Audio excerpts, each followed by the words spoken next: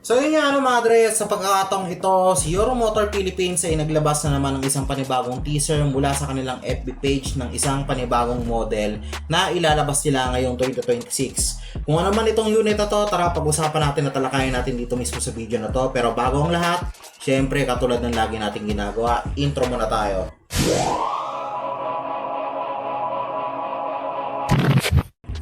So yun nga mga dre, sa pagkakataong ito, dito mismo sa video na ito, itatalakayin nga natin yung mga iba't iba pang mga detalye at impormasyon na nakalap natin patungkol dito mismo sa bagong model na ilalabas ngayon ni Euromotor dito mismo sa Pilipinas. At mapapansin din nga natin mabuti na base mismo sa kanilang FB page, which is hindi lang isa yung nilabas nilang teaser, kundi umabot pa ito ng dalawa at nagkaroon pa ito ng pangatlong teaser kamakailan lamang, is mukhang another underbone type na naman ng motorsiklo ang ilalabas nila ngayong taon para sa kanilang lineup. At kung ano man ito, syempre, alamin natin at talakayin din natin mismo yung mga impormasyon na patungkol dito mismo sa motorsiklo na ito.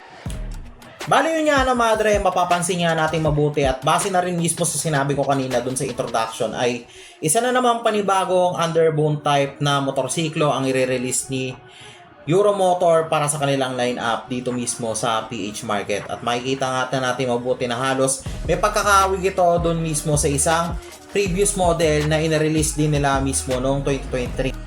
Hanggang sa may nakita na tayo nag-leak na another information at another photo ng actual na unit na i-release nila para sa kategorya na ito. At ito nga yung sinasabi ko sa inyo.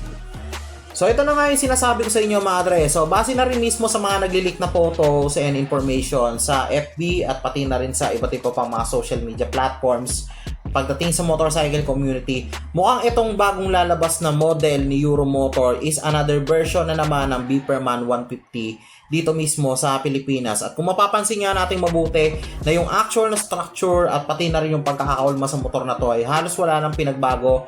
Ang nagbago lang sa kanya as of the moment dito mismo sa actual na appearance niya is yung pinaka-decals niya from front to rear, pati na rin yung side by side ng motorsiklo na ito. Mapapansin din natin yan paglipat natin. Ayan mismo. Mapapansin din natin mabuti na halos ang laki ng pinagbago ng pinaka-decals ng motorsiklo na to. Kung nakaraan yung version na 2023 is mapapansin din natin mabuti na medyo may pagka-minimalist design yung actual na design ng motorsiklo. Dito halos buong fairings nito or yung buong body nito is punong-puno na rin halos ng decals and at the same time stickers or design dito mismo sa magkabilang gilid.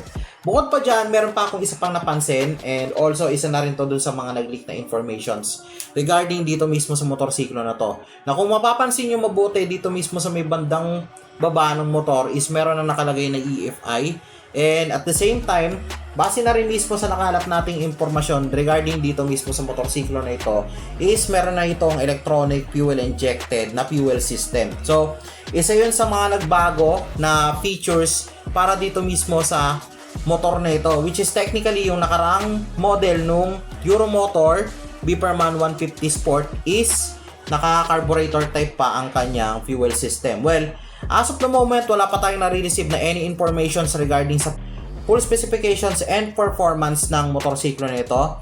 Pero meron ng mga mangilan-ngilan pang confirmed information na nailabas regarding sa presyo ng motorsiklo na ito. So, base na rin sa mga napag-alaman natin at nakalap natin na impormasyon regarding dito mismo sa motorsiklo na ito. Itong version nila ng Beeperman 150i is nagkakahalaga siya ng eksaktong 73,900 pesos para dito mismo sa model na ito. Ngayon, kung mapapansin natin mabuti na medyo may kataasan ng price nito compared dun sa pinaka-previous version nila ng Beeperman 150, which is technically, tingin ko naman is makatarungan lang naman din since nagkaroon din naman sila ng upgrade dito mismo sa motorsiklo na to. Well, hindi tayo karapat-dapat ng musga sa pagkakataong ito since hindi pa naman natin alam yung pinaka full specifications at other features na na-add dito mismo sa bagong version nila ng Beeperman 150i. Well, sa pagkakataong ito, hanggang doon lang muna ang mababahagi ko sa ngayon. So, mag-ingat kayo palagi. Abangan yung mga susunod na videos na ito. Sana ma-review din natin ito in actual and at the same time, pati na rin yung pinaka overall specifications at features ng mismong motorsiklo na to. But then, sa ngayon, hanggang dito na lang muna mga dre. Ingat kayo palagi. Keep safe and ride safe always. Jobs out. Ingat kayo. Bye. So, ayan. Hanggang dito na lang muna.